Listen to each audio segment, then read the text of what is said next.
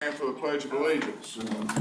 I pledge allegiance to the flag of the United States of America and to the republic for which it stands, one nation, under God, indivisible, with liberty and justice for all.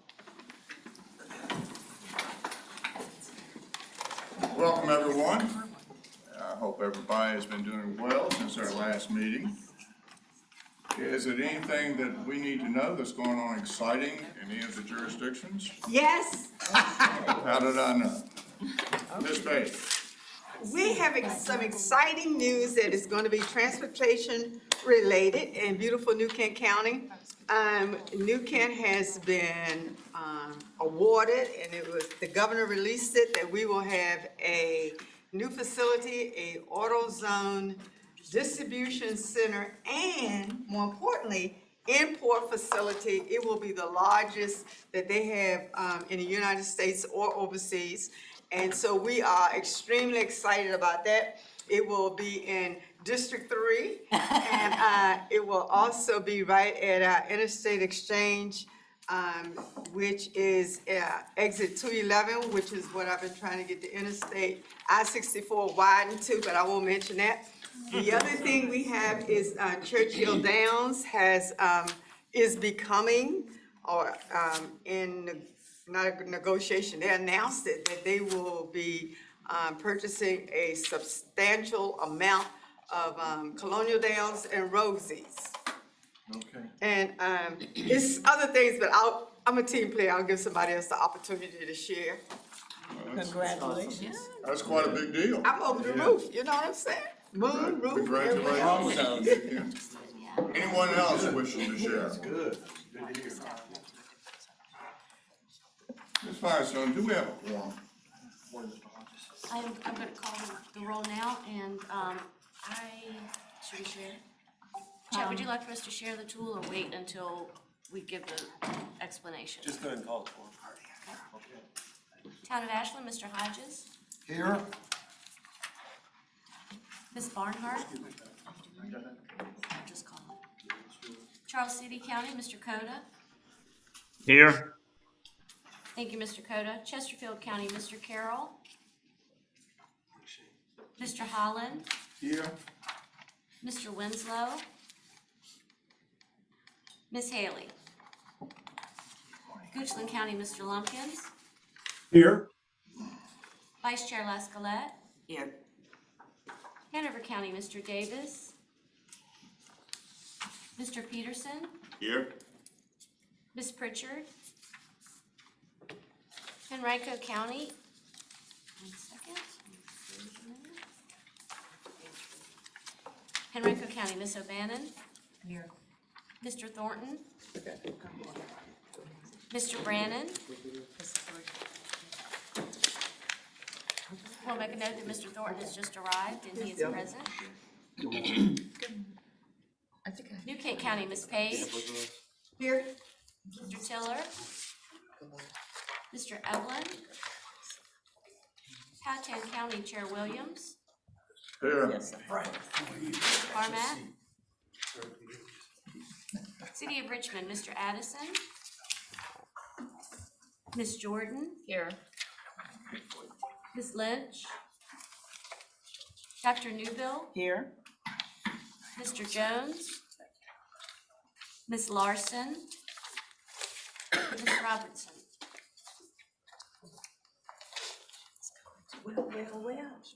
Capital Region Airport Commission, Mr. Rutledge.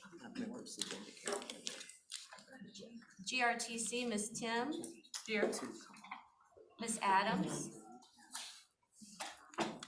RMTA, Ms. Dean. Here. Thank you. Vdot, Mr. Mann. Here. Mr. Riblet. Here. CTAC, Mr. Martin. Here. DRPT, Mr. Brule. Here. Ms. Jabinsky. Federal Highway Administration, Mr. Nelson. Mr. Duran.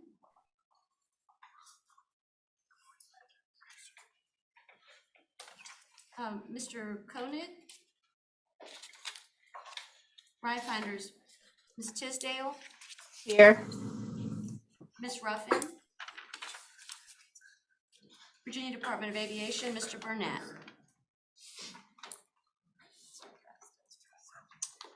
Thank you, Mr. Chairman. And Mr. Winslow has arrived. I'm sorry, thank you. We'll make note of that. And Mr. Gordon has arrived. In fact, you called his name. Yes, This is the late section. This is the late section. I have Mr. Thornton as well, and I've gone back over to the live stream. We don't have any other members participating virtually that have joined while we were calling the attendance. Yes, I Ms. may make Brown. an observation, we have no more chairs around the table, and I know there are a lot of people that are not here. I just wanna make that observation, because I know we're gonna talk about, voting and that sort of thing. And we need more chairs at the table, and if we're gonna have, if these people actually had been here, there's no room for them.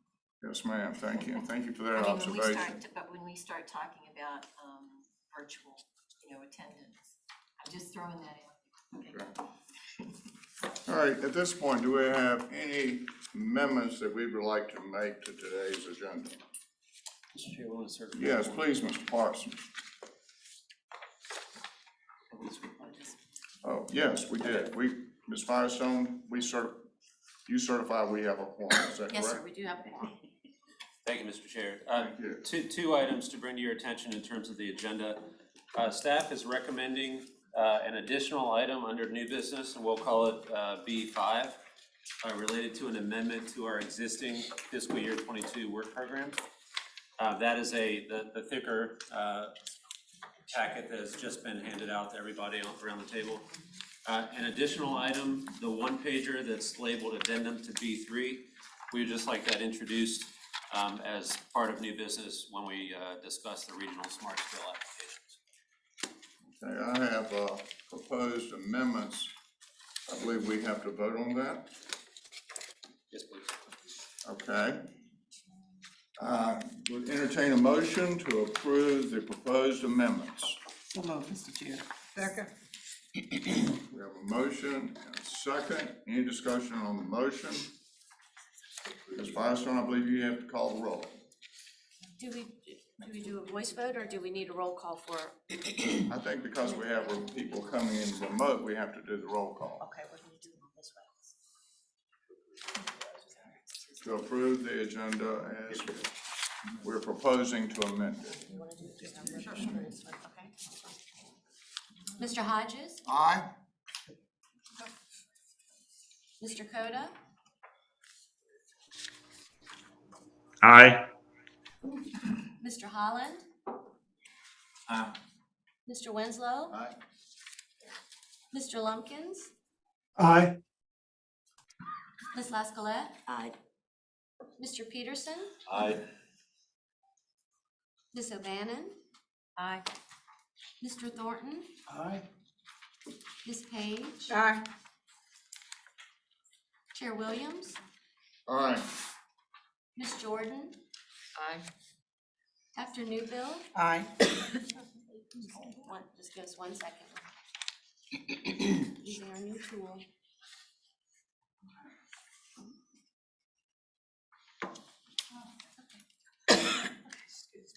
I'm sorry, Ms. Firestone. is I'm it- sorry, we are,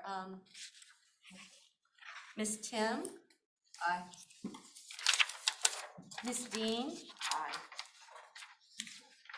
Aye. Mr. Mann? Aye. Okay, thank you. That concludes the roll call for that item, and Okay, thank you, Ms. Firestone. The motion carries, for the proposed amendments to our agenda this morning. I need a motion for approval of their February 3, 2022 meeting minutes. Motion for approval. Second. I have a motion for approval by Mr. Peterson, a second by Ms. Lascolette. Any discussion on the motion? Again, Ms. Firestone, would you call the roll? yes, sir. Mr. Hodges? Aye. Mr. Coda? Aye. Mr. Holland? Aye. Mr. Winslow? Mr. Lumpkins? Aye. Ms. Ms. Laskolet, Aye. Mr. Peterson, Aye. Ms. O'Bannon. I'm abstaining, I was at the VACO meeting. Okay, thank you. Mr. Thornton, Aye. Ms. Page, Aye. Chair Williams, Aye. Ms. Jordan, Aye. Dr. Newbill, Aye. Ms. Tim, Aye. Ms. Dean, Aye. Mr. Mann. Aye. Thank you, Mr. Chair. That concludes Thank the you, roll Ms. call for that. Firestone.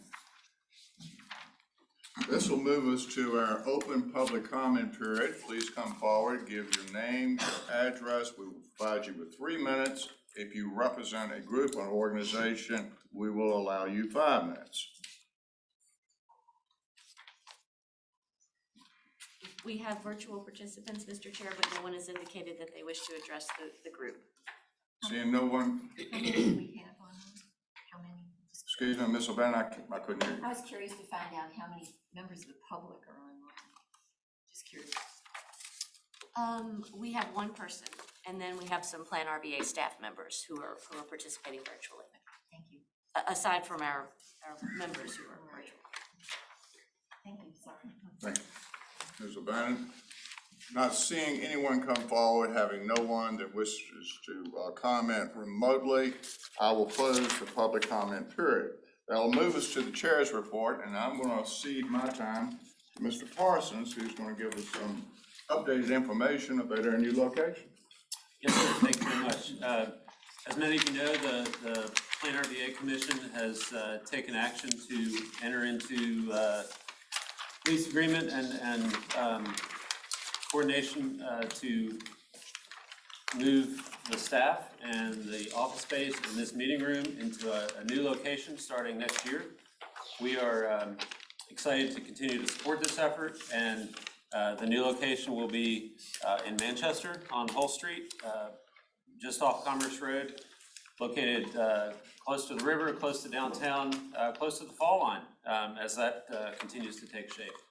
On transit, on bicycle and pedestrian facilities, and we're excited about being able to utilize this new space, not only for boards and commission meetings and committee meetings, but also to introduce it as a place where the public can actively participate in the regional transportation work that goes on with this group, as well as many of our work groups and community organizations. So between now and the end of the year, if anyone wishes to take a tour, please let staff know, and we will be certainly happy to coordinate that and make sure everyone gets a chance to see the space as it takes shape.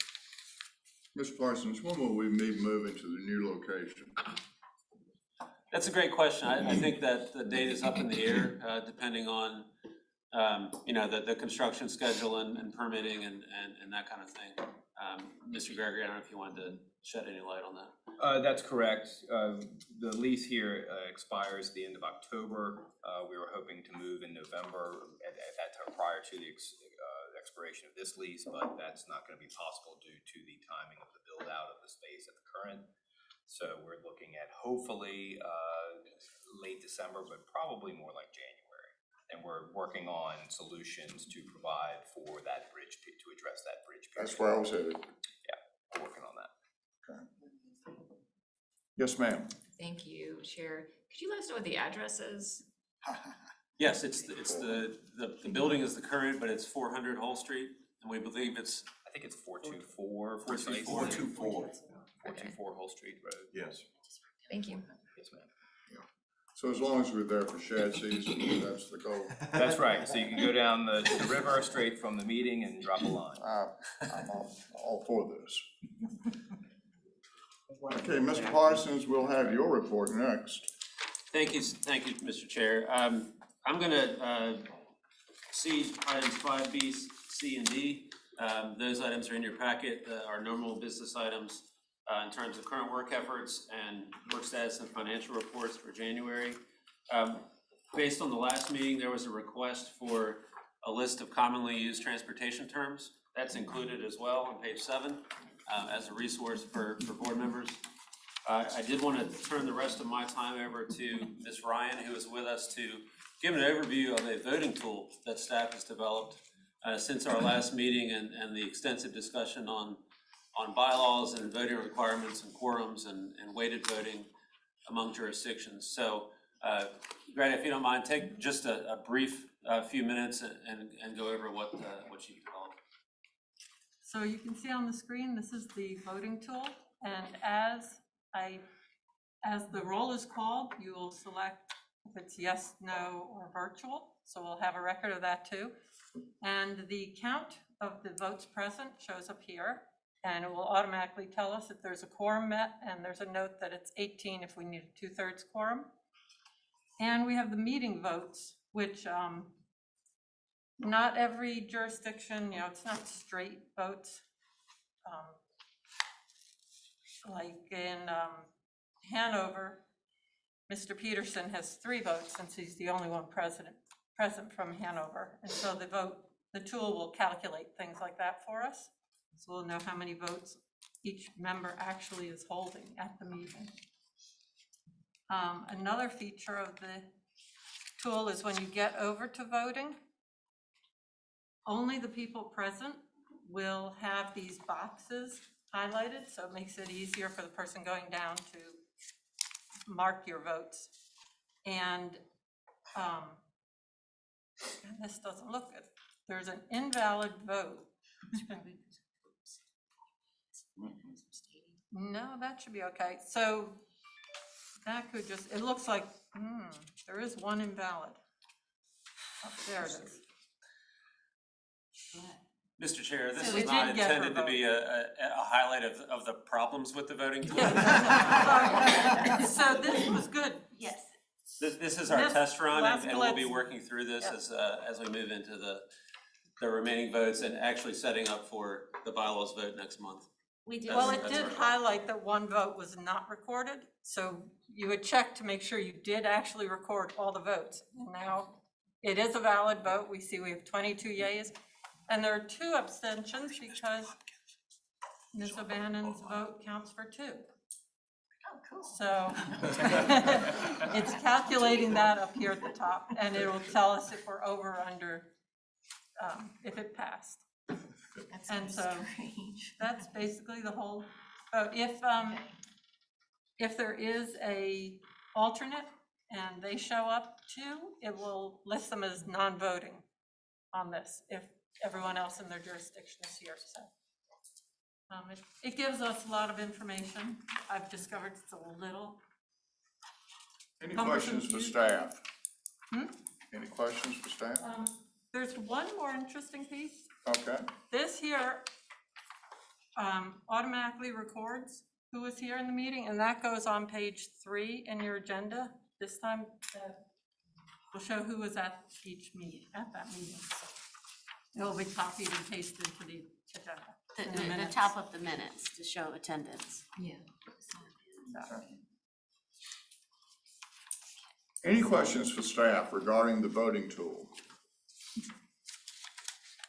Yes, Dr. Newbill. I just couldn't see from here, but the alternates are listed as well, is that correct? Okay. And then just as a statement again, for the city of Richmond, we will be providing our voting weighting once that goes Once it to gets our through body your attorney. for approval and to our attorney, yes. I do have a Yes, question Ms. O'Bannon. real quick. If, I know in some of the jurisdictions, one person has more vote than the other. I mean, some of them have more. If there is an alternate that comes, they have to declare which person they're there as alternate for, maybe? Each Poorly jurisdiction is constructed different. sentence. Not necessarily, because that is not in, the rule that you're referencing is a rule that applies to Plan RVA, not necessarily to the TPO. So the rules for each of the respective bodies are a little different, so we're keeping a handle on that. And this tool will be a great tool to help staff to manage the voting process and the quorum. So, Yes, how does that work? I'm still wondering, I'm sorry, but the alternate, so So How much vote does the alternate have? I mean, if they come. I'm just, each, Staff? there's different rules for each jurisdiction. So if I show you Hanover, let's assume both members are here. That is the votes they would get, 2, and Mr. Peterson would have 2, and Mr. Davis would have 1. okay. If the alternate shows up, they have none. But if Mr. Davis was not there, they would get 1 vote. And if they aren't there, Mr. Peterson, as has happened in this meeting, gets 3. So he gets the 3. But if they are there and none of the regular members are, they get the 3. Okay, thank you. But that's Hanover's rules. Each jurisdiction is different. Each jurisdiction has their own rule. That's right. Yes. They get to decide. All right. Ms. Tim, I believe you had a question. I think that answer, mine was just more curiosity, because I have 1 vote and 1 person, so it's easy for me. The ones that have like 4 people and 4 votes and 3 people show up and how they distribute, I think Hanover kind of showed that. I was just curious about how do you split a vote? And it looks like it's just interesting. Oh, it's very interesting. Yes, Mr. Peterson. Ms. Ryan had mentioned, had used Hanover as an example. Those rules we established in Hanover County. It was not established here by the town. Right. Each jurisdiction gets to decide the distribution of their voting authority. Any other questions for staff? Ms. Lascolette? Would you scroll down? Richmond caught my eye on the number of people. It seemed like it was kind of out of whack to me. No, go back up. Yeah, okay, so Richmond has 4 votes. Yes. Okay, and so there are 2 people here. That's correct. So each of them should have 2 votes, That's not correct. No. because that's not your rule. We are going to, Okay. that's what I'm saying, Okay. we're going to send in that information, our council needs to review and approve, and our city attorney will send that. And I What may are be, waiting I for. just didn't look like you were getting your votes. That's Oh, all no, I'm we, saying. well, correct me if I'm wrong, Dr. Newell, but the way the city has done it thus far is that each member, each appointee to the body has a vote. Gotcha. But So you- in order to Whether be. they're present or not, if they're not present, then you lose the vote. Right, Right, exactly, basically. and that's the consequence. That's the problem, okay. That's the problem. that we're going to fix. Right, which has all I been know. addressed by some of the other jurisdictions, they've chosen to do it that way, and now the city will hopefully follow suit. It's your business, but I just didn't look right to me, okay. Thank you, though. Yeah. Mr. All Chairman, right, if we don't have any more questions on the voting tool, we'll move to new business. And Rick, I believe this is where you want to talk about the amendments to our bylaws. Mr. Parsons and I can both address this to the extent necessary, Mr. Chairman, thank you.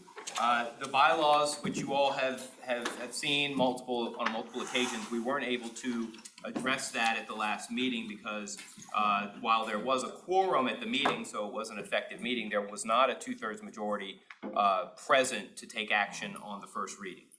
That's sort of irrelevant now because the bylaws were not, the agenda packet was distributed 7 days ahead of today's meeting. The bylaws require, in order to consider an amendment to the bylaws, it has to be distributed 10 days prior to the meeting. That requirement was not met because the agenda packet was distributed 7 days before today's meeting. That's okay. I think it will allow us to get a little bit more used to the voting tool that is now at the TPO's disposal and prepare for next month. So the bylaws and the policy document that will be before you as well, that's a 2-part sort of action, governance action, will be before you next month, where we will hopefully have a full quorum, where the city will have addressed its voting structure. And thank you, and the agenda will, with the bylaws amendments and the policy document, will be distributed 10 days in advance. So you will be able to have your first reading and action on the bylaws amendment at that meeting.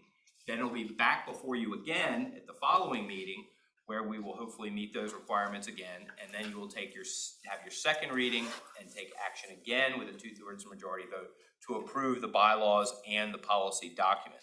So then, hopefully within 2 months, we'll be done. Please, Yes. Exactly. Thank you. thank you. Mr. Parsons, do you have anything you'd like to add to Eric's comments? Yes, sir, he explained it very well. Any questions for these two gentlemen? Are we gonna go over any of the bylaws changes? No, just read them ourselves. Happy to do that. That's okay, if you will. Or I is can that read something you would like to see as well? Well, no, I'm used to just hearing what the changes are. Yes, But- ma'am. But I can mean, read them. I think, Mr. Chair, quickly, Please. the substantive change is on page 23 of your packet, at the bottom of section 6.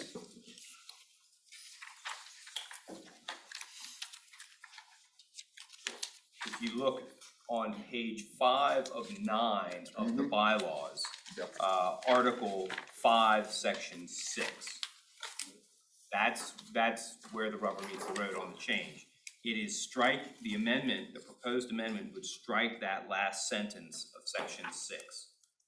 As you recall, when we entered into the COVID situation and we had to begin having meetings virtually, that bylaw provision was a bit of a stumbling block. So at that time, you had to vote to suspend your bylaws to allow virtual meetings to occur. Well, we know that's a problem now. Plan RVA had previously amended its bylaws to allow for virtual meetings, and CVTA had done so originally. Staff suggested, and you all decided that it would be a good idea to strike that provision so that you were able to more seamlessly have virtual meetings if that occasion were necessary in the future. The other piece of that is the policy document. Under FOIA, in order to allow members of the body to participate in meetings by virtual telecommunications means, you have to have a policy in place to allow for that, okay? And there needs to be a procedure to allow for that. So the policy document does that. So in the next 2 months at those meetings, if you vote to amend the bylaws and to adopt the policy document, members will then be able to participate in meetings virtually, and the body, if necessary, could take action to allow virtual meetings consistent with the bylaws. So happy to answer any further questions. I hope that answers. Mr. Peterson. The policy, I was looking at the policy items in here as well. Does that include the specific circumstances for participation? Yes, sir, it does. If you look at the Regional Transportation Planning Organization Policy and Procedures document, which I believe follows the bylaws in your agenda packet, that sets forth the rules that allow for remote participation by telecommunications means by members under certain circumstances that have to be approved by the body. So this policy would put that procedure in place and allow for that consistent with the Freedom of Information Act. Thank you. You're welcome. Any other questions for staff? Ms. Banham? Well, I asked this question before, so I thought I'd ask it again.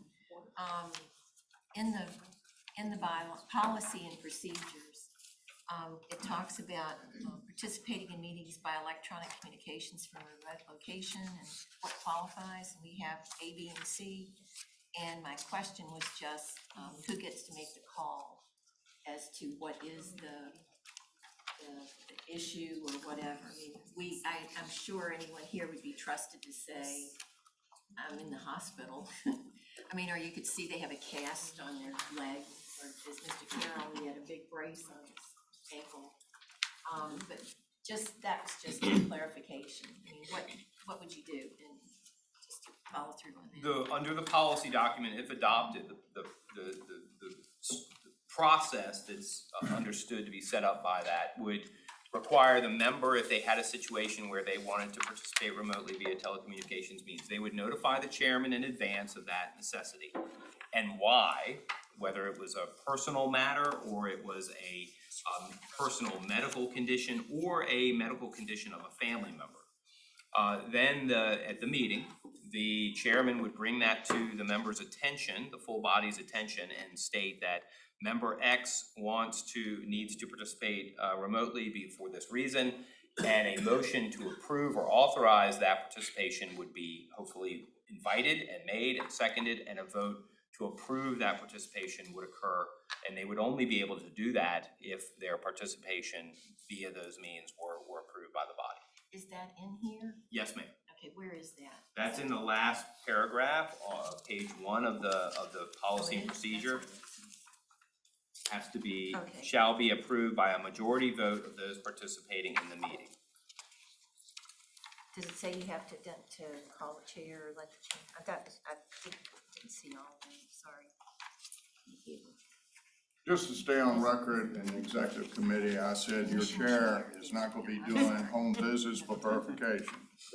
Thank you. So, any more questions for staff? All right, that will move us to the next item on the agenda, transportation alternatives, set-aside recommendations. Jeff? Thank you, Mr. Chair. I'm gonna turn it over to Mr. Bushing to lead this item. Sure. Good morning, Mr. Chairman, members of the board. This is the transportation alternative selections for FY '23 to '24.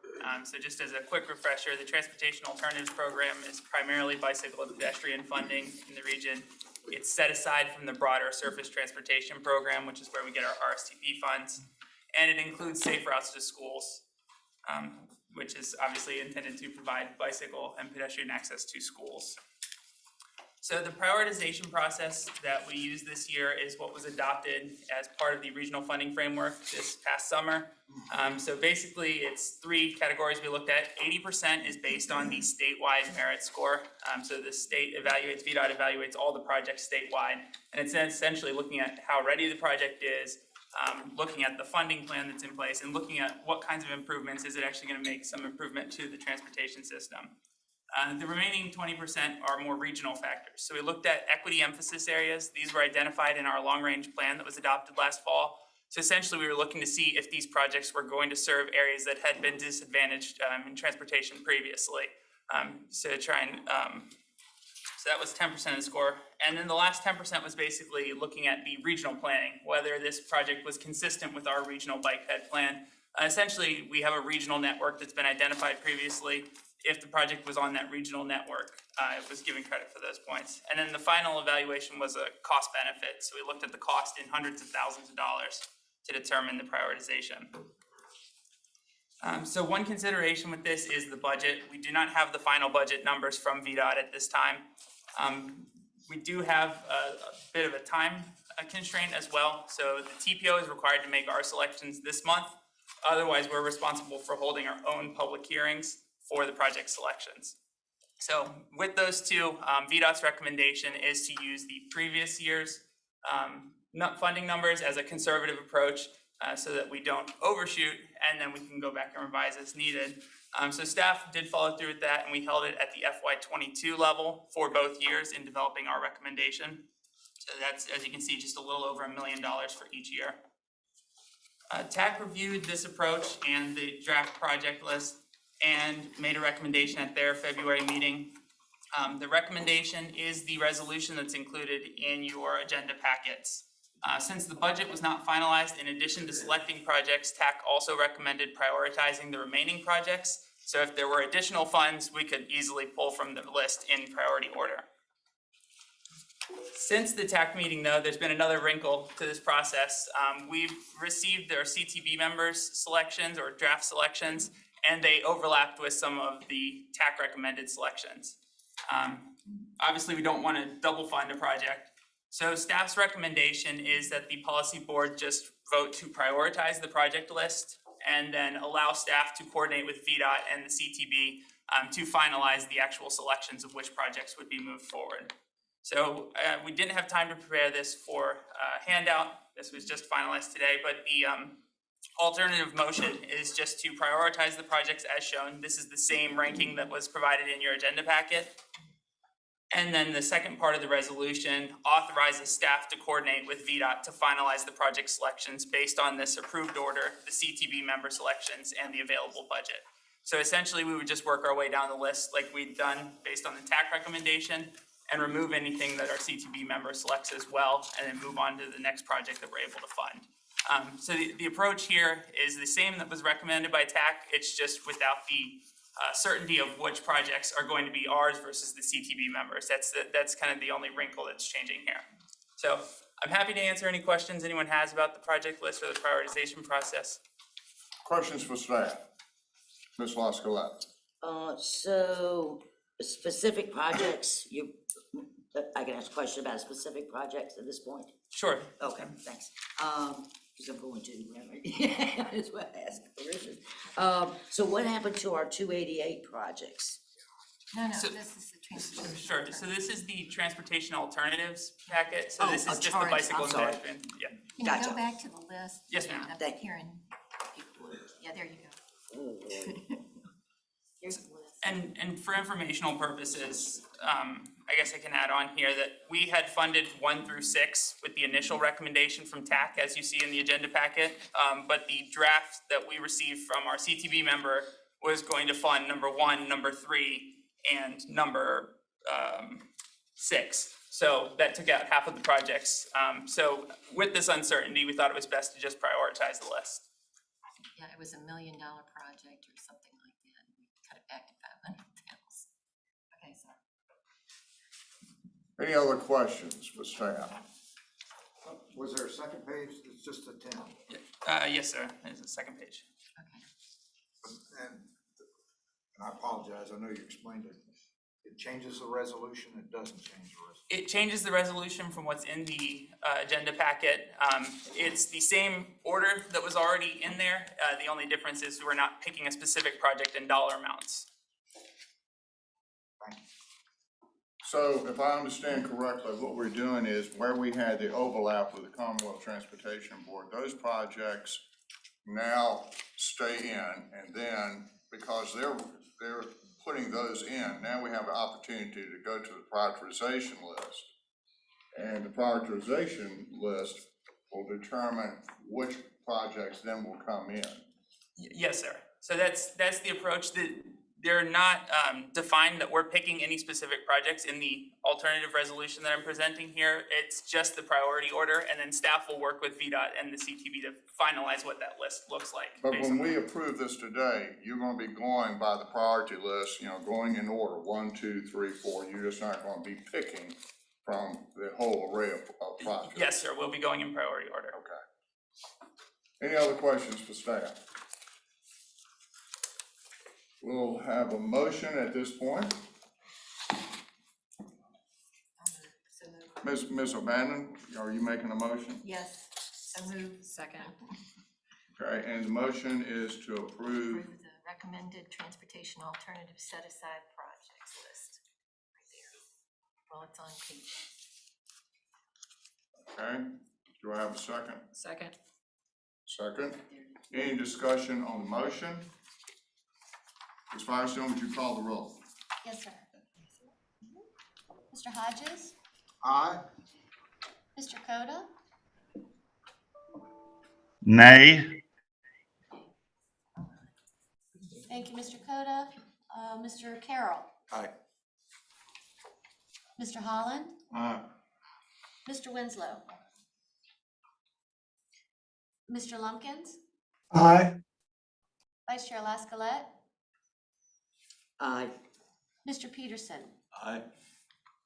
Ms. O'Bannon? Aye. Mr. Thornton? Aye. Ms. Page? Chair Williams? All right.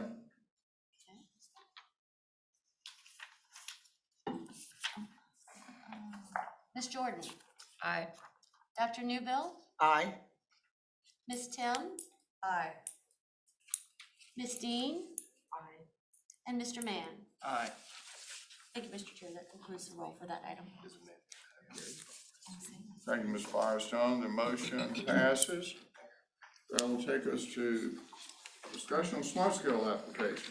Ms. Thank you, Parsons. Thank you, Mr. Chair. Point your attention to page 37 for the staff report. This is the time every 2 years when staff brings recommendation from the TAC to approve a list of pre-applications for regional smart scale funding. As you know, the TPO has ultimately a slot of 10 projects that can be applied for. We started the pre-applications with 12, and those get screened for eligibility. At this time, the TAC has met and discussed this both during regular meetings and at a special meeting on February 22nd to recommend approval of the 12 projects that are shown on page 38 for the TPO's project applications. Mr. Bushing has additional material that can be shared on the screen, and there is an addendum that we introduced with the agenda that I can address after the little detail on the 12 application slots. Well, thank you again, Mr. Chairman. So just a quick overview of how we got down to this list of 12. Staff started with an original candidate pool of over 40 projects. This was basically all the regional applications that we'd seen over the past year for CVTA, RSTP, CMAC, or previous smart scale applications. And then we also received specific requests from some of the localities. We did an extensive screening process. We looked at VTrans, making sure it was meeting a need to be eligible for smart scale. We looked at the long-range transportation plan. We looked at functional classification, prioritizing more of the arterials and interstates. We looked to make sure that there were supporting studies, estimates, and sketches that we would need to submit an application. And then the last three things we were looking at was previous smart scale experience. Had the project already been vetted through this process in a prior round? Whether we had any funding requests that were still pending, so was there a possibility that we would have leveraging funds on these applications? And then we also looked at regional balance, trying to make sure that the entire region was represented with our project selections. So TAC reviewed the list at a special meeting in February. They made several adjustments to the original staff recommendation, and the approved list from TAC is what's in your agenda packet today. Staff is comfortable with that list and also recommends moving forward with it. The project descriptions and some summary of the screening is included in the agenda packet as well. So these are the 12 projects, and this is the proposed resolution, but it's the 288, 360, this is 360 at Bragg McNear in Chesterfield. Broad Street Streetscape with Pulse Expansion, this is in the city into Henrico at Willow Lawn. Commerce Road, also in the city, and this is the Fall Line segment. Courthouse Road 360 in Chesterfield, this was a previous regional application. I-64 widening, I-95 and 10 interchange improvements, that's in Chesterfield. 9 Mile Road, that's in Henrico. Southbound 288 Auxiliary Lane, that's in Goochland. Southbound 288 Hard Shoulder Running, this is Goochland and Powhatan counties. There's the overpass over the rail in Ashland, which has been an application for the past few years. And then the last two projects are also in Henrico, West Broad Street intersection improvements at Parham and the Williamsburg Road improvements. So these are the 12 recommended projects for our pre-applications. As Mr. Parsons noted, at some point in the future, we'll have to narrow that down to 10 final applications. So I'm happy to answer any questions about the project list or about our process. Any questions from the staff? Ms. Page? So I have a question. I see I-64 from 205 to 211. However, I would like to know with House Bill, Senate Bill 29, the committee approved $190 million for improvements of 9 miles from I-64, and that's from exit 234 to 223. So are we talking, it's gonna be funding at both ends of the county? So this would be continuing the application that we've submitted for the past few years, which is basically moving out from the city. We've already widened the last section into Henrico, into New Kent. So this would be continuing that segment. And this is the same approach that we've taken for the past, I think, 3 rounds of smart scale. So that was our recommendation, and TAC's recommendation was to continue the direction that we'd already started on that end. So yes, there would be, if there's funding for the other end, then yes, there would be 2 different sections, and we're closing the gap from both sides then. Okay. Other questions for staff, Mr. Winslow? Mr. Chairman, thank you. What is the expected allocation? Do we know, have any idea what that expected allocation is for the region? I'm just looking at all these numbers with zeros at the end and trying to figure out what our target, what our realistic target looks like here. Sure. So, I guess the key thing to remember with these projects that are the regional applications is they don't compete in the district grant pool. So they're only competing for the statewide high priority projects. We don't have the budget for that, but from past experience, I think we've usually seen for the district level was about 70 million. I think Mr. Mann can correct me if I'm wrong. So that would be, Okay. so that's kind of the baseline of what we were looking at as our starting point there, numbers wise. The other piece of it, I think, is that almost all of these applications have pending CVTA applications as well. So there's a possibility that some of that cost could be paid for out of the CVTA as opposed to going fully through Smart Scale. Okay, Mr. Hodges. Thank you, Chair. Ms. Amos, following our CVTA meeting, I think provided Mr. Parsons with some language we'd like to clarify with the Vaughn Road overpass, that it's over 2 tracks at Vaughn Road intersection as approved and recommended by the DC to RVA final environmental statement record of decision. So the benefit of the body, the language that's in the text for the Vaughn Road overpass really reflects over 2 tracks. We're a little sensitive to that since there are 3 tracks coming into Ashland and 2 tracks going through town, and then magically 3 tracks appear on the other side, and we feel a little vulnerable. So we want to make clear that this is an overpass of 2 tracks. Thank you, Mr. Chair. Thank you, Mr. Hodges. Any other questions for staff, Ms. O'Bannon? Why do you think 2 would have to be dropped if it's $70 million and they're gonna pick whatever, I mean, 4 more, but maybe. But why just 2? We're Sure. limited, right, to a max. So we're allowed to do 12 pre-applications, which is the initial screening, and then we're limited to 10 full applications. So we're going to have to drop 2 for the application process at some point during the summer. So we'll take 2 out from consideration, and then out of those 10, we'll see where the funding falls from there. So our track record, I know some of our track record in the past has been they pick the cheap ones, fund them, but then drop all the expensive ones. I'll just say that. Am I wrong or? So, since it is cost benefit, I mean, that is a big piece of it. The approach that staff took on this was to look at those CVTA applications with the idea that hopefully we can have the leveraging that we need to bring the scores up enough to get funded. And that's been successful in Hampton Roads in Northern Virginia with their regional authority, so we're hoping we can follow that success with what we're approaching here. So it's a tactical move. I mean, it's basically just, this is how you plan to approach it to maybe get something or more. Yes, ma'am. So you wouldn't be able to say which 2 might end up being dropped? No, not at this time. Spin the wheel. Any other questions for staff? I just had a sidebar conversation with Chad, and this goes back to our meeting this morning, executive committee, where we learned that Plan RVA now has the ability, or always had the ability, to submit their own projects.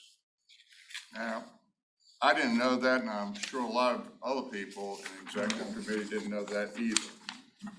So I think before we vote on this, is that we have a discussion and understand how the Plan RVA projects will be funded and brought forward, and how the TPO projects that you have before you this morning are going to be voted on. So I would like to move the discussion to what we learned this morning about the Plan RVA. What we learned was projects, because what we learned was planning districts around the state have been submitting from their district projects separate from what the Transportation Planning Organization has been submitting. So we're in the 5th round of smart scale projects, I believe. So that means we've been missing out the other 4 years in submitting projects from Plan RVA. So Chad, if you would, you and any of your staff, give us some background. Yes, sir. Thank you, Mr. Chair. And I appreciate the discussion at the Executive Committee this morning. It kind of helped me clarify some things in my mind as well. As of last week, we found out from Vdot and the Office of Environmental Planning Investment that Plan RVA does indeed have additional slots to apply for smart scale funding as a benefit of being a planning district commission. So what that means essentially is that as Mr. Bushing just guided the discussion, the TPO has started with 40 potential projects. The TAC has had to narrow that down to 12 pre-applications, which means there are a lot of additional projects that could have been considered. What this gives the region right now is the ability to add an additional 5 projects that are significant to the TPO to our regional pool of potential smart scale projects. So this is not a TPO decision to apply for these additional 5 slots. This is a Plan RVA decision. But I think it is the role of the TPO, because we are the subject matter experts, to advise and offer support to Plan RVA if they choose to submit additional applications. So there is a handout that's labeled addendum, a 1-page handout that everyone should have in front of you, that identifies 5 of those additional projects that the TAC, the TPO TAC, has considered and discussed, and were not included. They did not make the cut on the first 12 projects.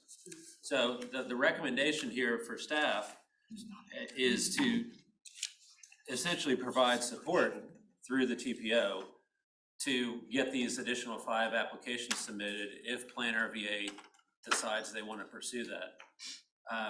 To use, obviously, Mr. Bushing and his staff are working on our other applications already. It's not a big lift to add the additional 5 with support. But I think it's important to clarify that, again, this is not a TPO decision to apply for these additional 5 projects, but I think it is the TPO's purview to say we support these projects, and we would recommend, if Plan RVA decides to move forward, that these are 5 projects that would make a lot of sense for the region to add into that. And Mr. Chair, I know we'll have questions and discussion, but I think a staff's recommendation is that the TPO should take action twice. I think that the first action is to take action on Mr. Bushing's recommendation on the 12 projects that the TPO is submitting. And then an additional action, which is written out on the page here, is to essentially provide support to Plan RVA if they choose to apply for those additional 5 slots. At this point, I'm gonna ask our chairman, Plan RVA, for his comments. Just a question. When did Plan RVA have the authority to submit projects? When did that come to pass? That is a great question. Yeah. We were informed we got verification last week from Vdot staff that the smart scale guidelines do include that opportunity for planning district commissions. This was something that came up during the TAC discussions on the breadth of projects that we could apply for. And Vdot let us know that during those TAC discussions. We got the clarification last week from Rrtpo that it was indeed a possibility. We were questioning, honestly, it's a unique thing here because we were questioning that the boundaries for the TPO changed in October. So there is no differentiation really between the PDC and the TPO. We assumed that those 5 slots did not apply because it's the same boundary, but we got clarification last week from the state that it does indeed still provide an opportunity for 5 additional slots. So was those guidelines, they've been in place this whole time, or are Yes. these amended guidelines that came out? I do not know from previous rounds what was included, but we know for round 5, those guidelines have been in place. Can you research that for me? Absolutely. Because if our region has missed out on applications, that's a big one. Yes, it is. Chairman Winslow, you raised a good question. When did Plan RVA review these projects and make the recommendation for it to come to us for support? I mean, have they met as a body to go through this information that we have before us today? No. For our support? Now, if it hasn't gone through the chairman's,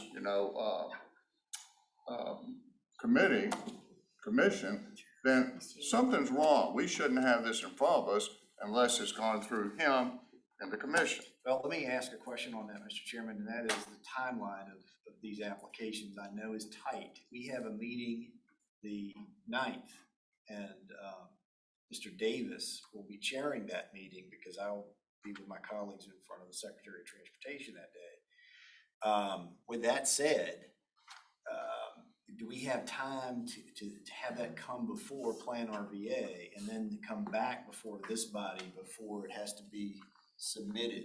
And I'm asking staff jointly. Yes, sir. And Mr. Bush can jump in if you need to. I think that is the reason why we put this addendum in front of you today, to suggest these 5 projects.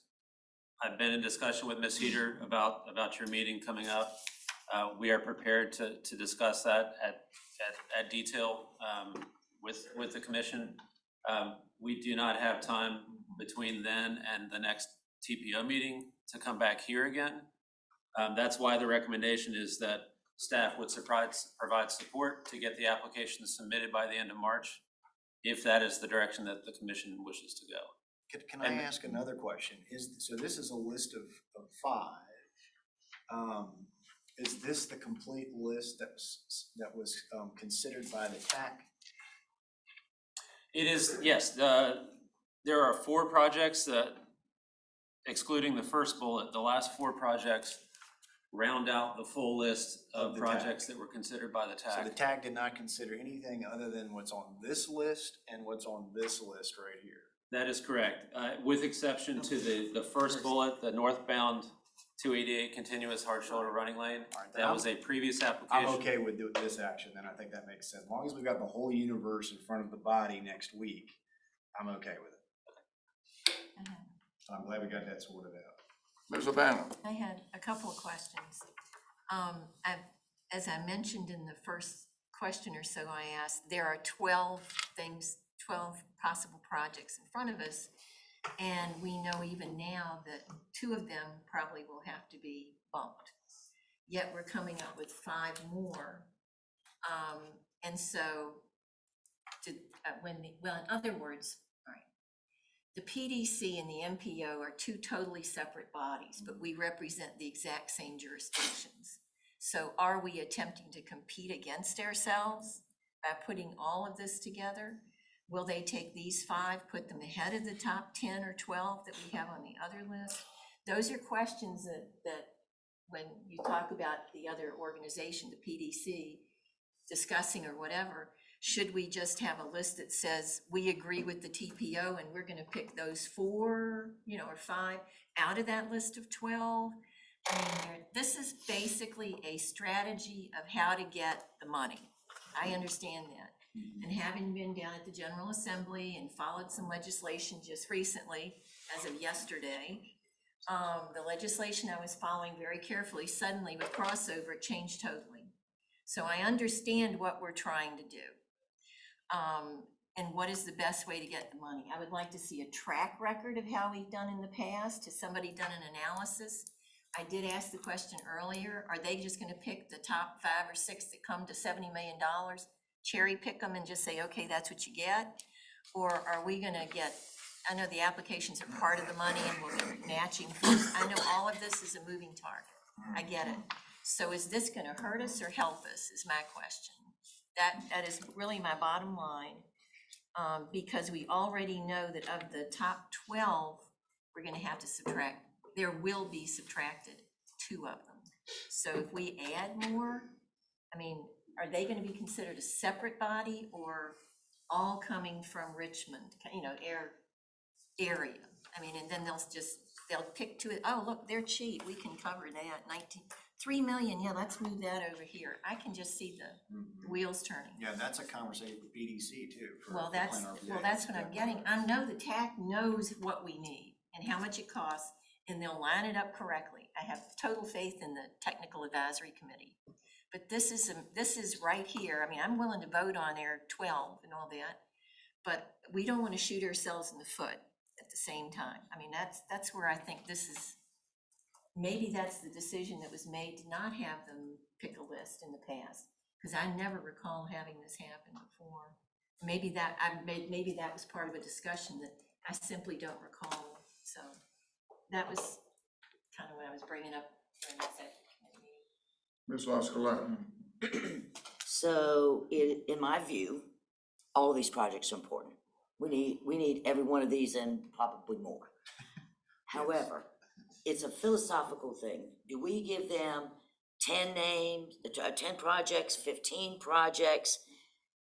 Are we okay with maybe one of the Plan RVA projects leapfrogging ahead and getting done?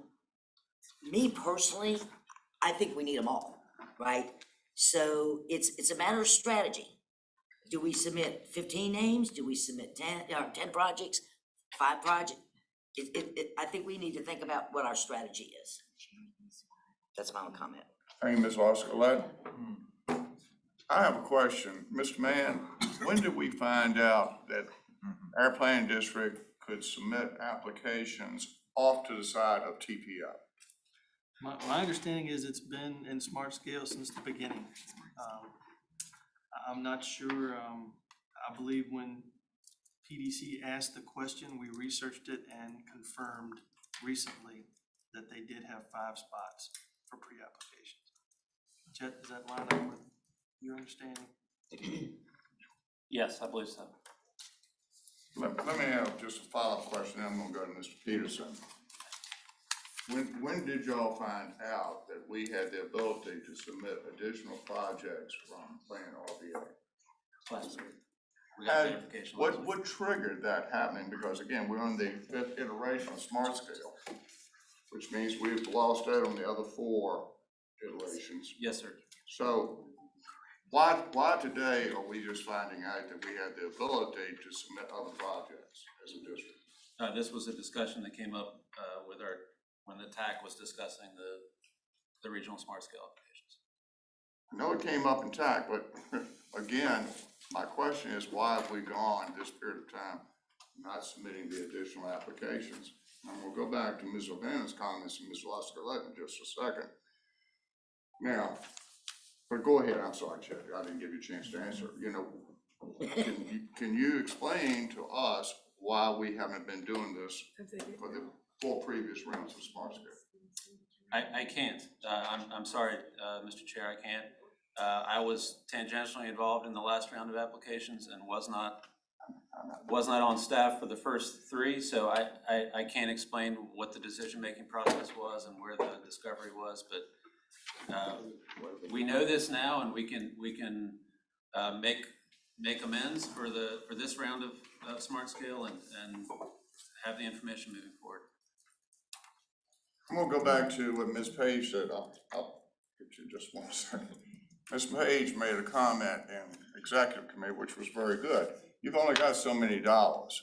So now, if we end up funding 10 of the 12, or excuse me, we have 10 pre-apps, or or 12 that gets reviewed, that gets pulled down to 10, then we got 5 regional projects that go to 4. That's a total of 14 projects, and you only got 1 pot of money. So it would seem like to me, if you have Plan RVA submitting projects, there should be some communication link, with the TPO in terms of how this fits into our long-range transportation plan. Now, I agree with everyone, all these projects are necessary, but there should be some coherent strategy for transportation across the 2 organizations. I'm sorry, ma'am, but you had a comment. Oh, thank you, Chair. I was just, if we don't know the answer to these strategy questions, which are, you know, critical, can we ask one of the other regions in the state who has had these complementary agencies, how it's played out for them? They might have some valuable advice. Yes, good suggestion, Mayor. Mr. Chairman. Yes, Mr. Winslow. I have been advised that the guidance has not changed from the very beginning, but that because some of the areas of Virginia don't have TPOs, and some just have the PDCs, that it was interpreted as an or for some rounds. How many rounds, I don't know, but at some point, the interpretation became an and versus an or. And so that's where, apparently where we are.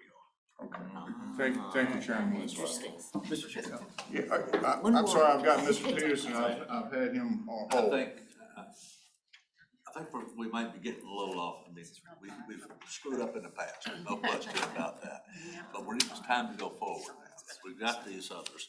My question is, that we've already, TAC has come down to 12 projects, 2 of which are gonna have to be eliminated before it goes in.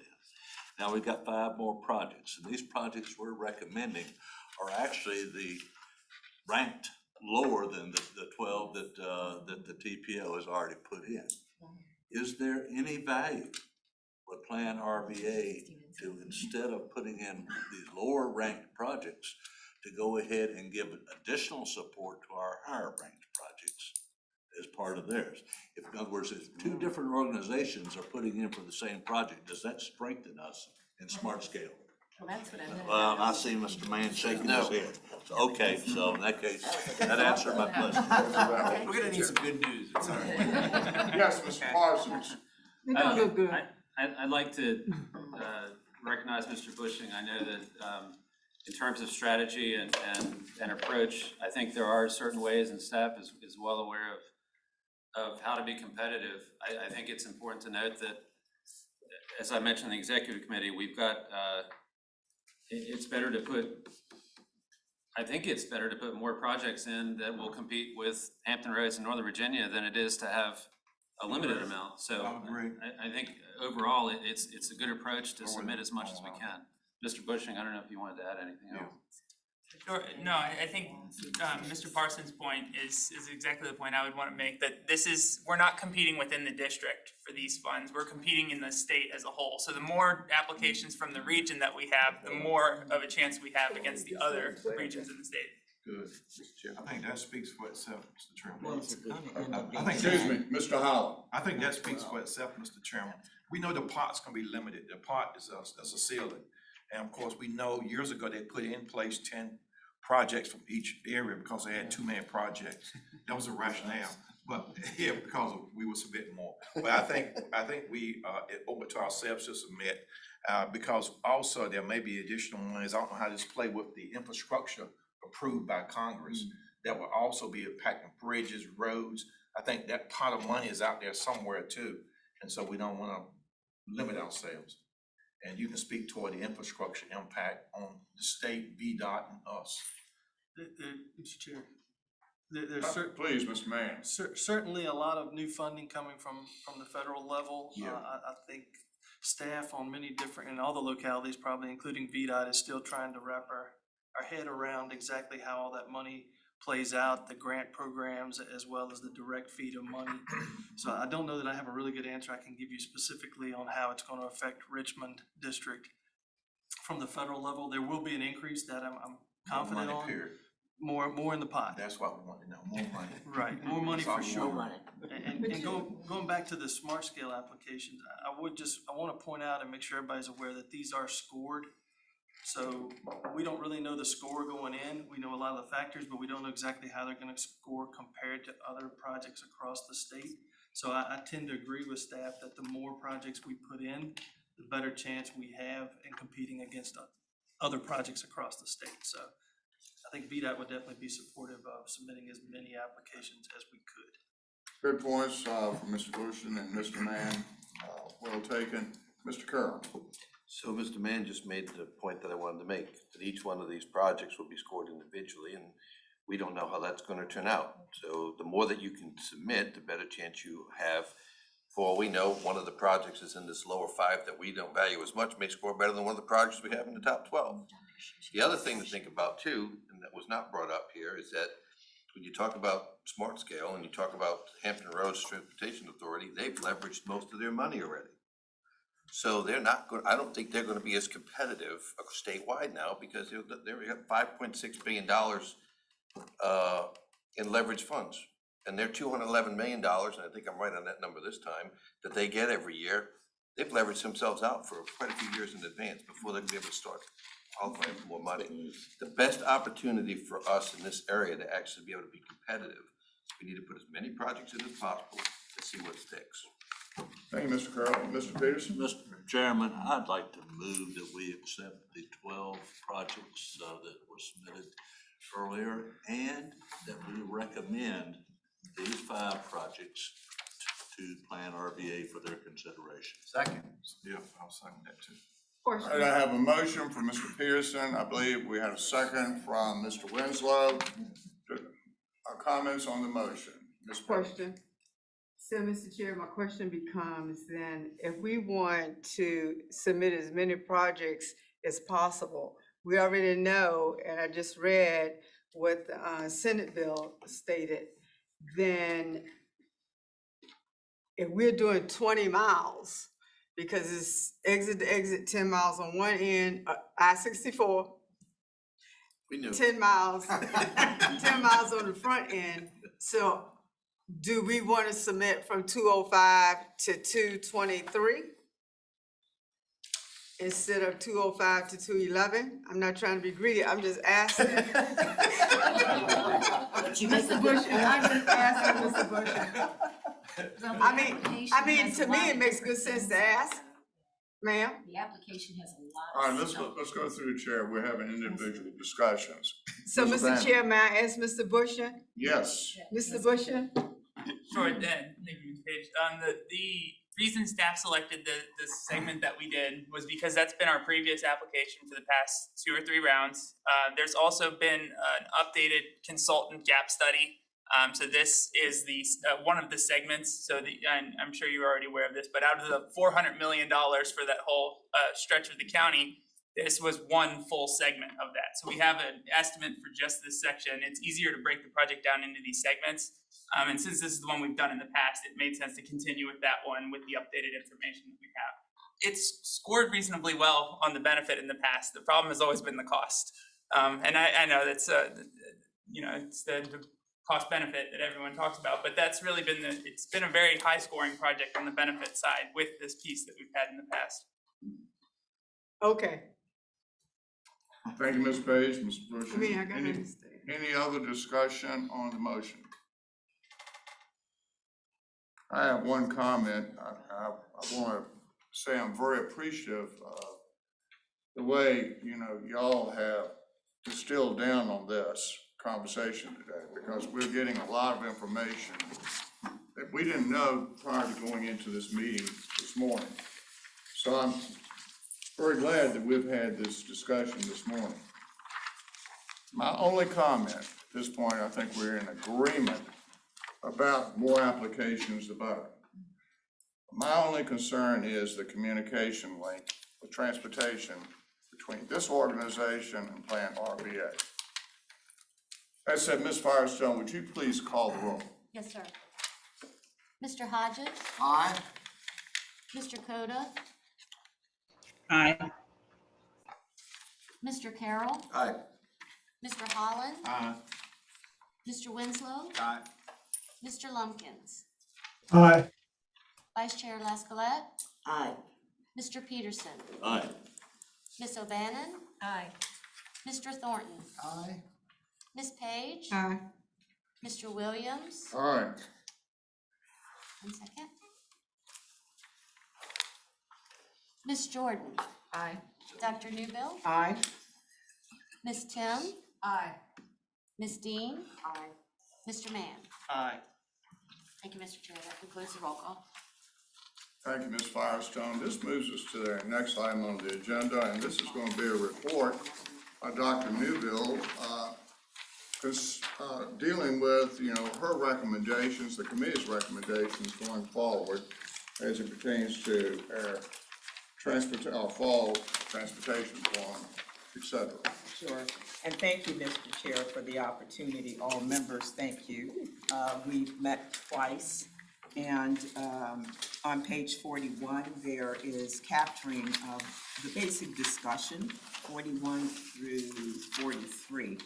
And so the work group looked at the charge of really vetting the transportation forum, looking at the past performance, looking at concerns that were raised. We also looked at potential conflicts. So if you write on 41, you can see the discussion points, the past, historically, the outreach or the level of engagement, the conflict we looked at in terms of the Governor's Transportation Conference. We also discussed if we went forward, would there be rotation through localities, the groups who would be included, et cetera.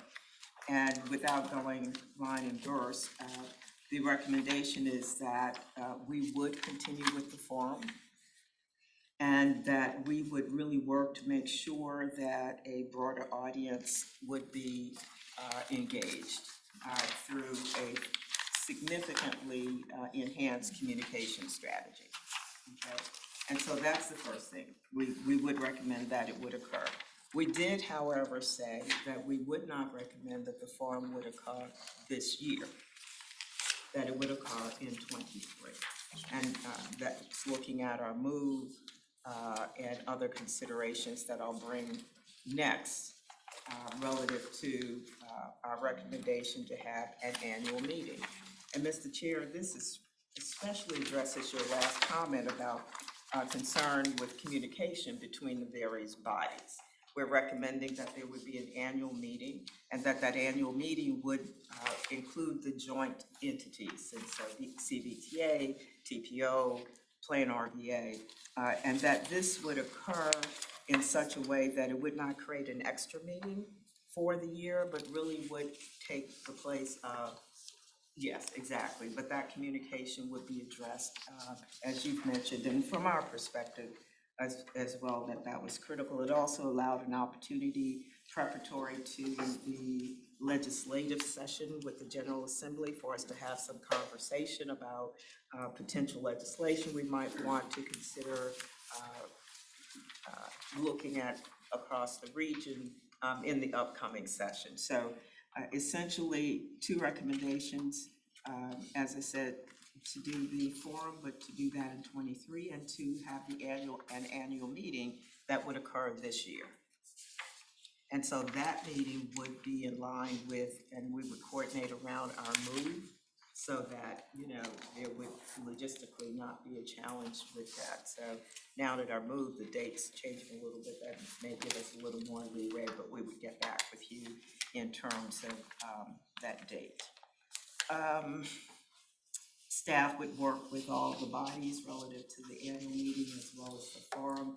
And then, as I said, there would be a significantly enhanced communication strategy, especially relative to the forum, but certainly in addition with the annual meeting, but especially relative to the forum with greater emphasis on the collaboration across our regions and our communication components within those regions, the regional localities, and its staff working collaboratively, looking at all the social media. I'm just trying not to read every item here since you already have the report.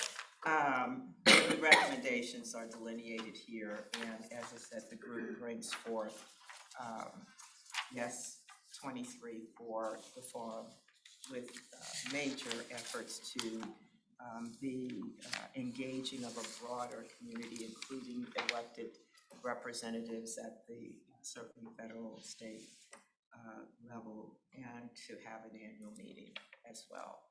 And with that, we gladly give back to you, Mr. Chair, a set of recommendations, and you'll move forward with that.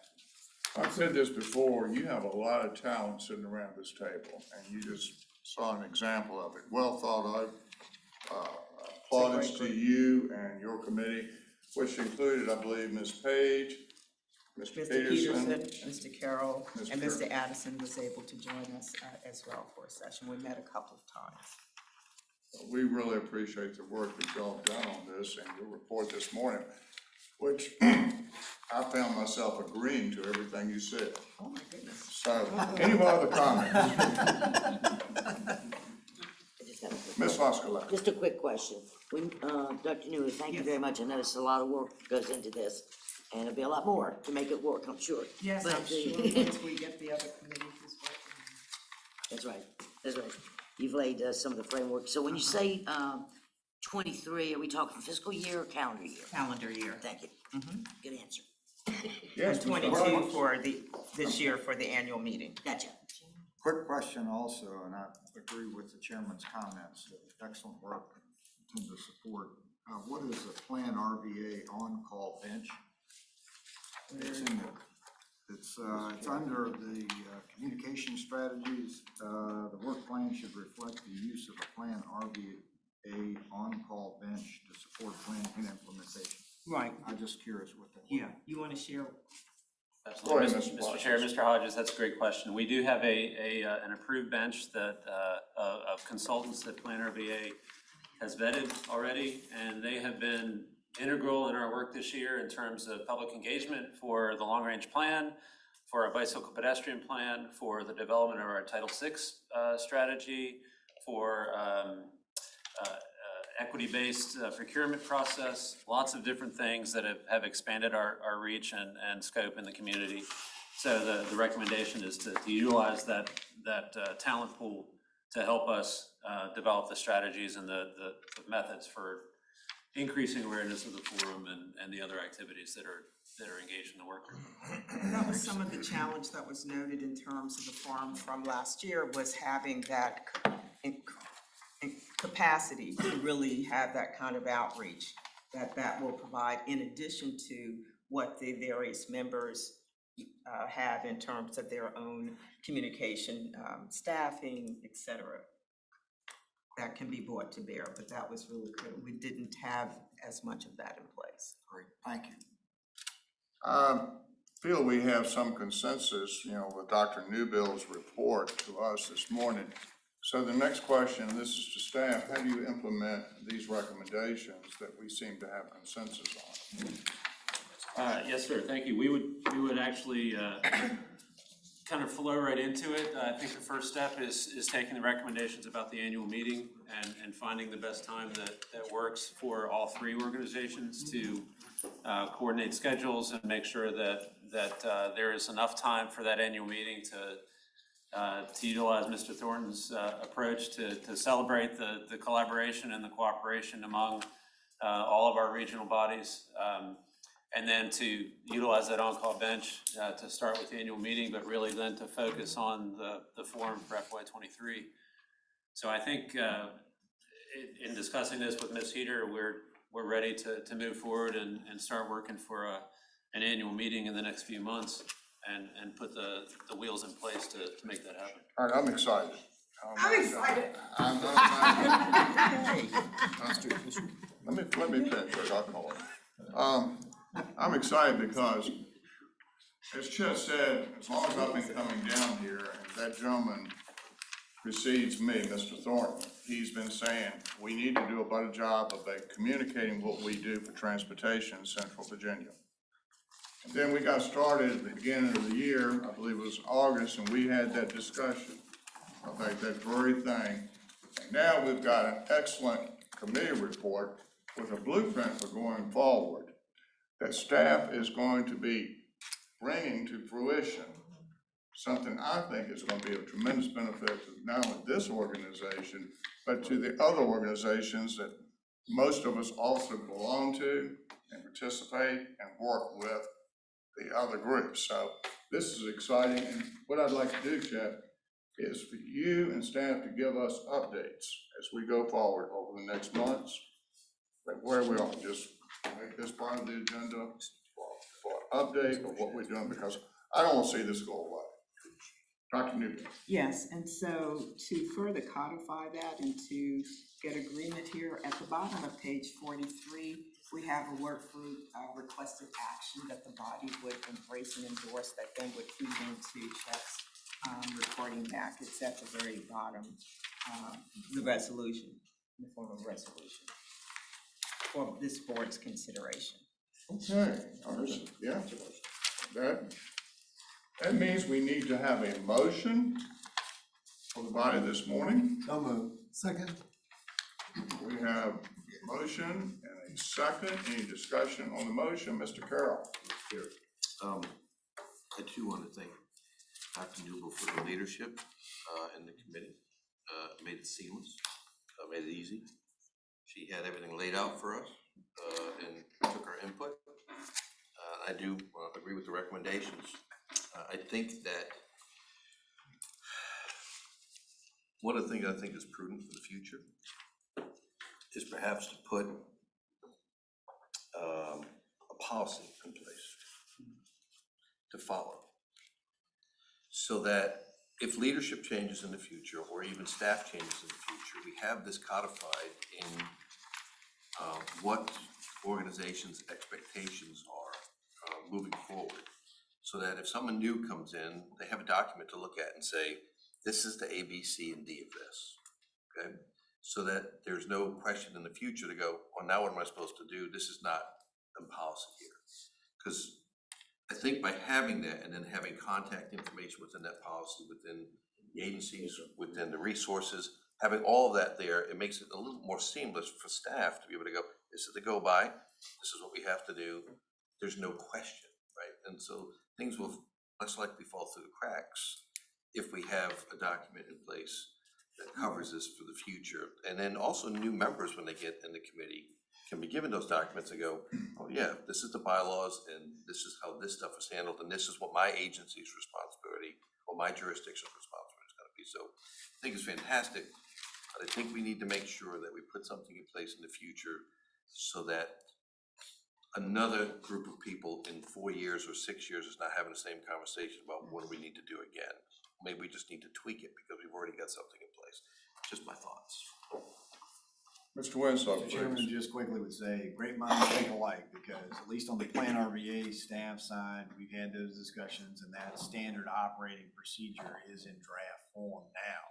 Because, you know, that body supports this body, so in terms of how that staffing flow works. So I anticipate being able to share that with the executive committee of Plan RVA soon, and hopefully we have it all straight 360 degrees. So Chairman Winslow, I understand then it will be put into the policies of the Plan RVA going Yes. forward. That's your intention, so. Yes, sir. Thank you, Mr. Carroll, for bringing that up. Ms. O'Bannon? When I first came on this board, there was a notebook, I know I've mentioned this, about an inch thick, and it said the ABCs of the PDC and the MPO. So it sounds like that's what goes into that, and any new member got that notebook. And I had asked about that at the PDC meeting, and in other words, this is the type of thing that was in it. It wasn't just the acronyms. So it was a list of all this, you know, one of the things that I remember, and that's why I keep asking for it, is the legislation that established these bodies, and that was in it too. So just, that was, and Joe Brooks is the one who handed me that book. Okay. We've got a motion on the floor that's been seconded. We've had discussion and. More discussion. Excuse me? Could I have a little more discussion? Yes, ma'am. I just want, while I appreciate Mr. Carroll's giving me credit, I want to be clear that this was really collective effort by our committee. So Mr. Peterson, Mr. Carroll, Ms. Page, and when Mr. Addison joined, and also our staff, Chet and Martha, were critical in the discussion. So I just want to really recognize and acknowledge that fact. But we had a really good leader, just saying. Absolutely. Yes, we did. Thank you, Mayor. Thank you all. Just one last comment, you know, Ms. O'Bannon has brought up about, you know, the new manual, you know, the ABCs of the PDC. Jeff, would that be something y'all would like to consider going forward? Absolutely. We still have it. We can update it. Update it.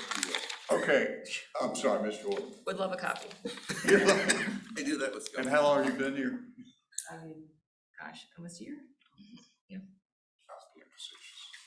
Ms. Morrison, would you call the roll, please? Yes, sir. Mr. Hodges? Aye. Mr. Coda? Aye. Mr. Carroll? Aye. Mr. Holland? Aye. Mr. Winslow? Mr. Lumpkins? Aye. Vice Chair Lascolette? Aye. Mr. Peterson? Aye. Ms. O'Bannon? Aye. Mr. Thornton? Aye. Ms. Page? Aye. Chair Williams? Aye. Ms. Jordan? Aye. Dr. Newbill? Aye. Ms. Tim? Aye. Ms. Dean? Aye. And Mr. Mann? Aye. Thank you, Mr. Chair. Motion carries. Again, thanks everybody. Thank you everybody for your efforts on this.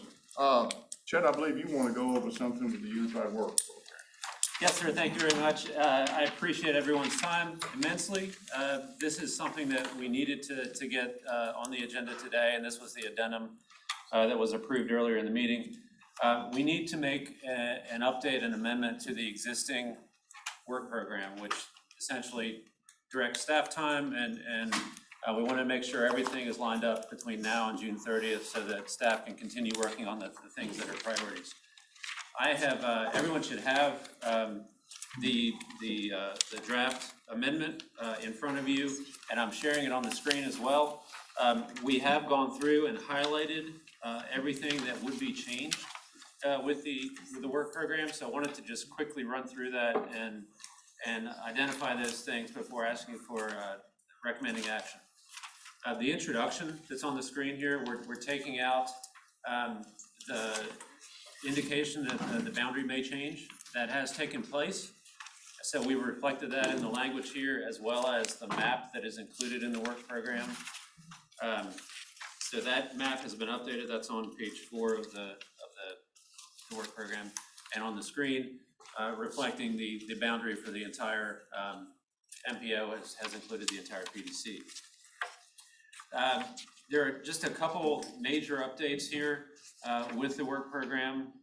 We are adding a task under 7300, 7315 for scenario planning.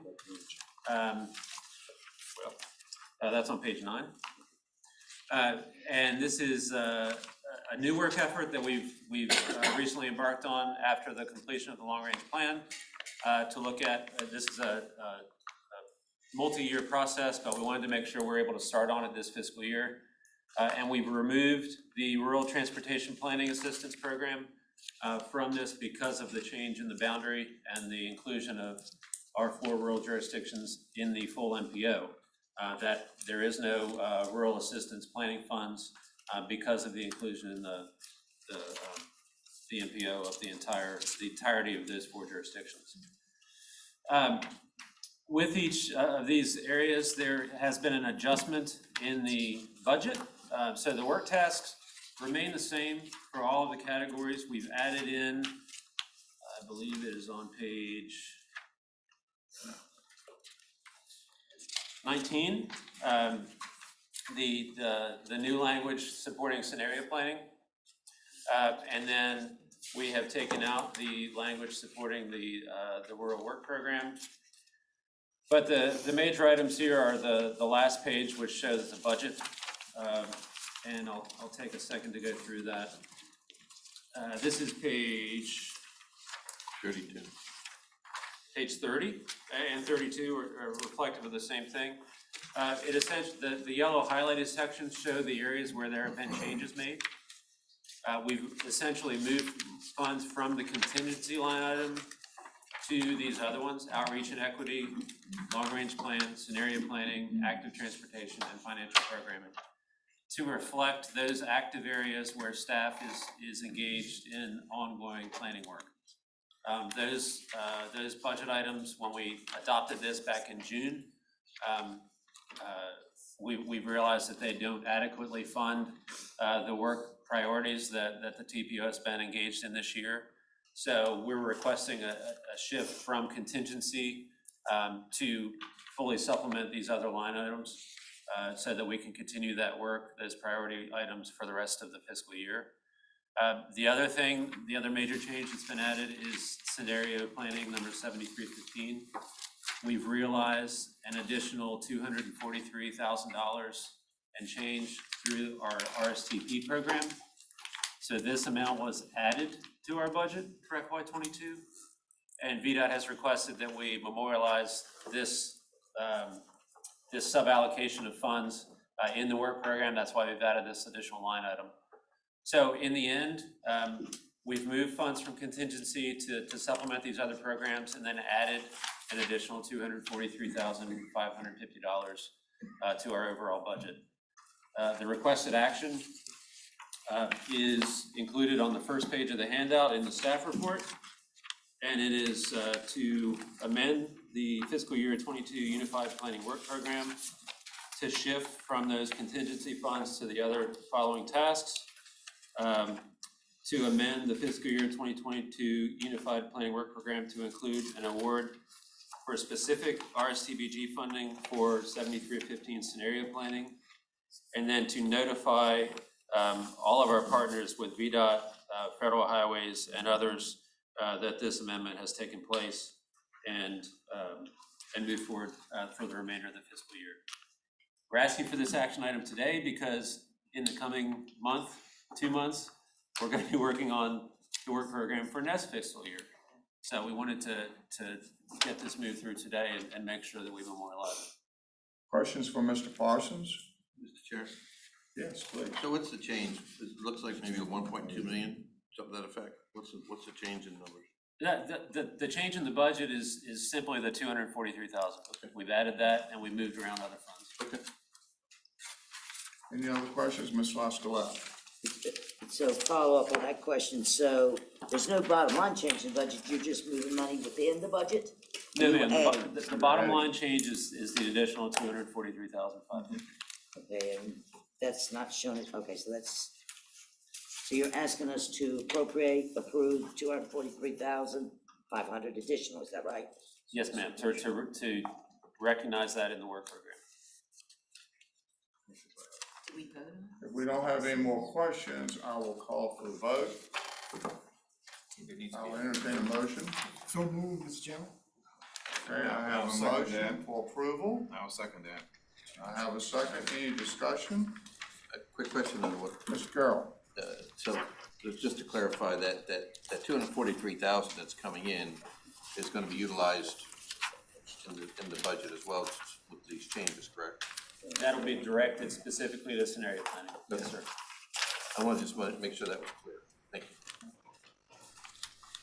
you. We have a motion and a second. Any discussion on the motion? Ms. Lascolette? I just had one question, right before that, there were some timelines, and one of them is March of '22, and we're okay on that? Let me see, we go back if I can find it real quick. Yes, it's, page 19, it was, develop the scenario planning scope, I guess that's what we're doing now, right? Okay, yes, all right, thank you very much. Okay, Ms. Firestone, would you please call the roll? Sir, Mr. Hodges, Aye. Mr. Coda, Aye. Aye. Mr. Carroll, Aye. Mr. Holland, Aye. Mr. Winslow.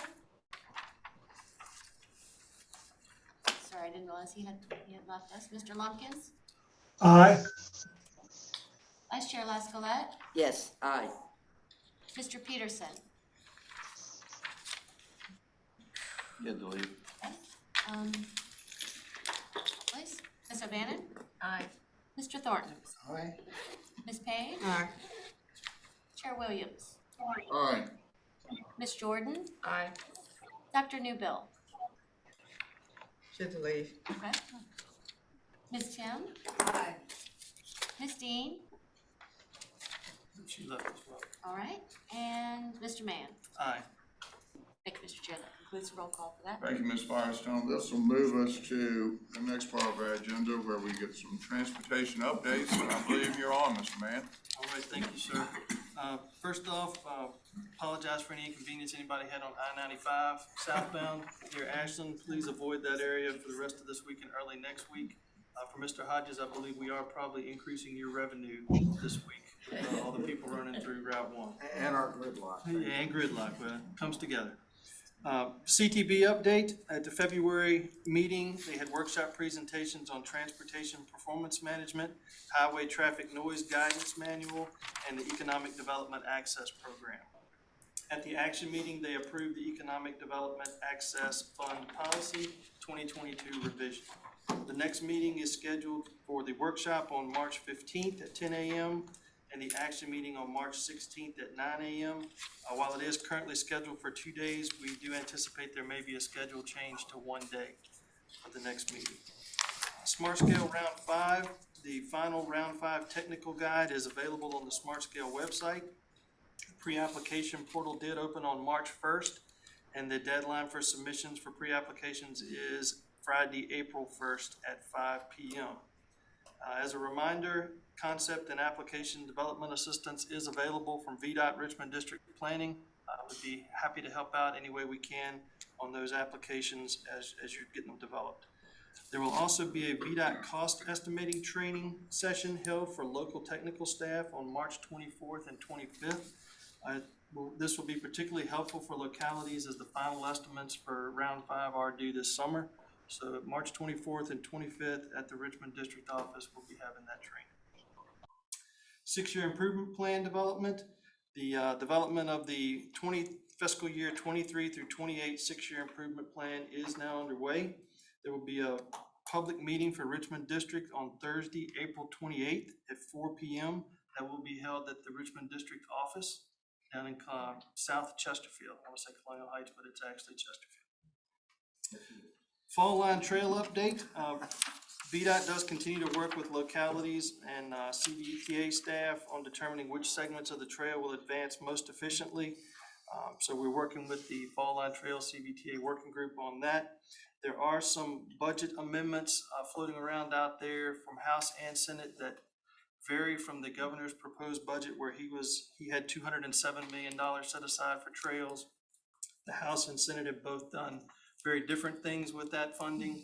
The House has dedicated $9.2 million for Fall Line Trail, and the Senate budget proposal has $20 million for an Office of Trails to be developed, and then $20 million in year 1 and $20 million in year 2. That will be for trails, but it will be a competitive process. So we don't know the details of that. Those are the two House and Senate amendments right now. So we'll see what comes out of the final budget bill. And the only upcoming public meeting for this area is the 6-year plan public hearing, again, Thursday, April 28th at 4 p.m. That's all I have, sir. Thank you, sir. Any questions for Mr. Mann? Thank you for what you do for us. And now we will hear from Jennifer. Jennifer, how was Disneyland? It was wonderful. There you go. Back to reality. A couple updates from DRPT. We are launching a Rediscover Your Ride statewide marketing initiative on March 14th. So hopefully you'll hear about that in the media.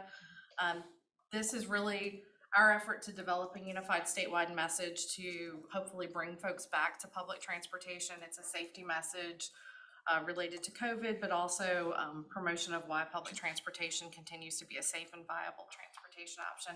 Not as big of an issue here in Richmond as it is in other parts of the state, but you will be seeing that marketing going on coming up in the next starting in the next couple weeks.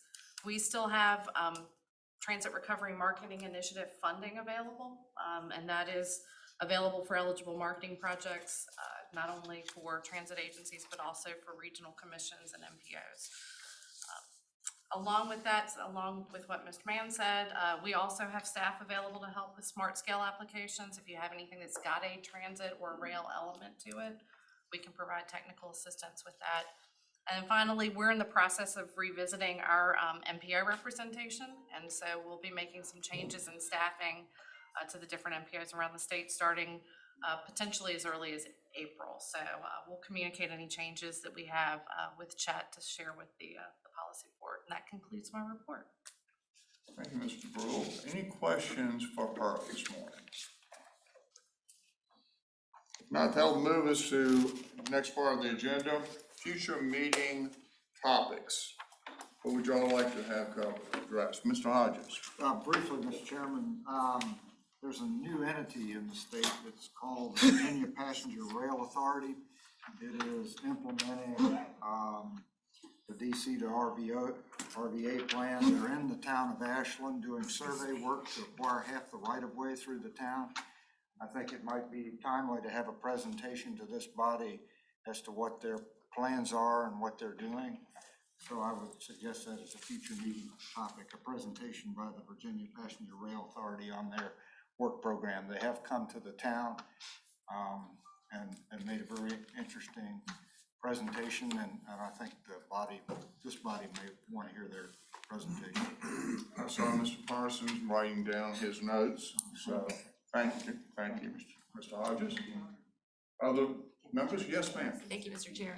Have we ever had a presentation on EV infrastructure and state or federal funding? I'd be interested in that, particularly when it comes to writing policies for new development such. Chuck? You run out of ink? Write it down. Write it down, so, Thank you. thank you, Ms. Jordan. Any other comments or recommendations? If not, that moves us to member comments.